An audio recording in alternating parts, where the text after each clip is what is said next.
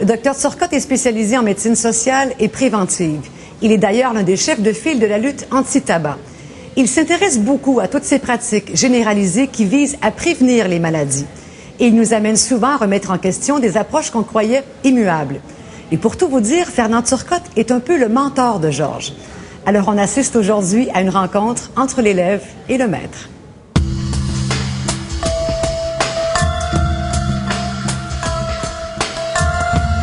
Ce que je connais de toi, ça a commencé avec la traduction du livre du docteur Welch.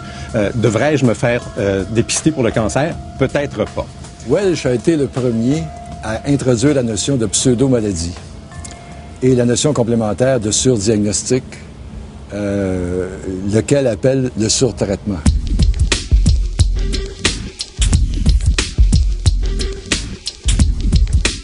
Si on donne des exemples précis, là, un des points qui soulevait, par exemple, c'était que le dépistage du cancer de la prostate était une entreprise vouée à la faillite. Il y a plusieurs associations médicales maintenant qui soutiennent cette position-là. Ah oui, le livre de Welch est paru en 2005. C'est en 2009 que sont sorties les deux études définitives faisant la preuve expérimentale de l'inefficacité de ce dépistage-là. C'est rendu que même la position officielle du Collège des médecins du Québec, c'est d'arrêter de dépister le cancer de la prostate. Le dépistage comme méthode de réduction de la mortalité prématurée par cancer est un instrument extrêmement imprévisible et de peu d'utilité. Et qui... On parle de tous les cancers? Pour presque tous les cancers. Oh Seigneur! La compétition est féroce. Le cancer colorectal, par exemple, qu'on s'apprête, si vous voulez, à lancer le dépistage, de fait, ce dépistage-là n'a aucun impact sur le risque absolu. Autrement dit, on mourra peut-être pas d'un cancer du côlon, mais on vivra pas plus longtemps de toute façon. C'est ça. Et on encourt le risque de vivre cette dernière partie de sa vie avec les inconvénients du dépistage et du traitement qu'il aura provoqué. Il est sûr que même pour un dépistage bien validé, comme l'a été la mammographie, avec l'expérience acquise dans le cadre du programme de santé publique, on est à la veille de remettre en cause ce que nous faisons. Également là-dedans. Oui, parce que l'avantage est beaucoup plus petit que ce qu'on avait déterminé dans les travaux de recherche et les inconvénients sont beaucoup plus gros. Bon, le dépistage, on parle du cancer. Là aussi, il y a un autre sujet qui est chaud en ce moment, le traitement du cholestérol.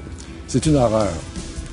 C'est une horreur. La lipitorisation de la population, là, puisque c'est ça dont il s'agit, est une horreur. De fait, la preuve est faite que l'utilisation des statines en prévention primaire n'a aucun impact sur le risque. Sur l'espérance de vie. C'est un procédé qui arrive souvent. On se rend compte qu'un médicament est utile pour traiter une maladie. Alors on se dit, bon, on va prendre ça et on va le donner aux bien portants en espérant que ça va les aider. Ça coûte une fortune et en plus de ça, ça a des effets secondaires très importants, très désagréables et dans les faits, on rend les bien portants malades, à la poursuite d'un objectif qui est une chimère. Qui est élusif. Oui. Exactement. Et on n'a pas le droit de faire ça. On est là, nous, pour protéger l'humanité contre toutes les sources évitables de souffrance. Mais on n'a pas le droit d'ajouter à la souffrance au nom de la prévention, surtout quand ça n'existe pas.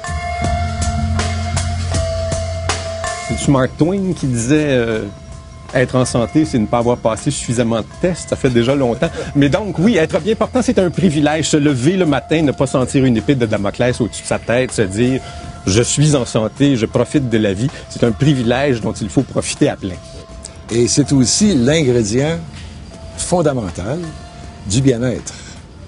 D'avoir cette conviction qu'on est capable de faire face au prochain épisode de souffrance ou d'affliction ou de mal-être. Qui font partie de la vie. Avoir mal au dos, avoir mal à la tête, un peu de diarrhée un matin. C'est ça. Et la plupart du temps, on dispose des compétences qu'il faut pour surmonter ceci.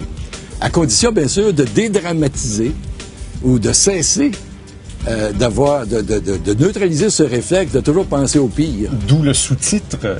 C'est ça, d'où le sous-titre, hein, comment mettre son bien-être à l'abri des services de santé. Voilà. Et ça, de fait, c'est un sous-titre qui est un peu cruel pour des gens comme toi et moi, puisqu'on fait partie des services de santé.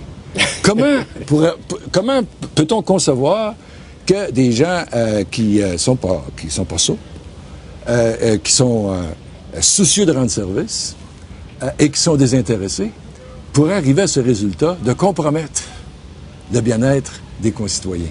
Et en ce sens-là, le bouquin d'Adler est important à la fois pour nous, médecins, mais aussi pour le grand public. Ce qu'on peut faire de mieux pour améliorer la santé des Québécois, c'est pas de leur donner chacun un médecin de famille, c'est de lutter contre la pauvreté. Mais c'est bien évident.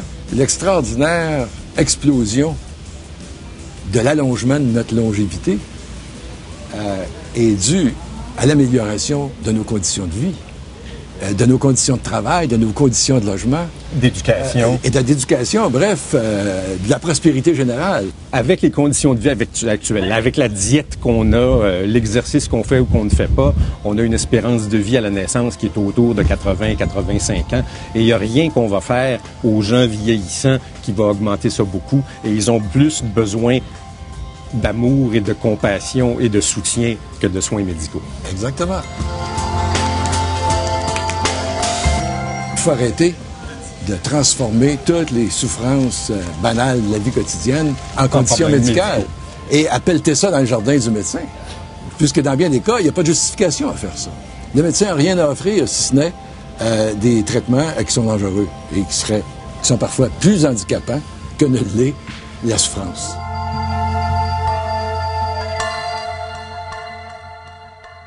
Fernand, un excellent saxophoniste, soit dit en passant, a traduit 6 livres des docteurs Welch et Adler, qui sont, comme lui, des experts en santé publique.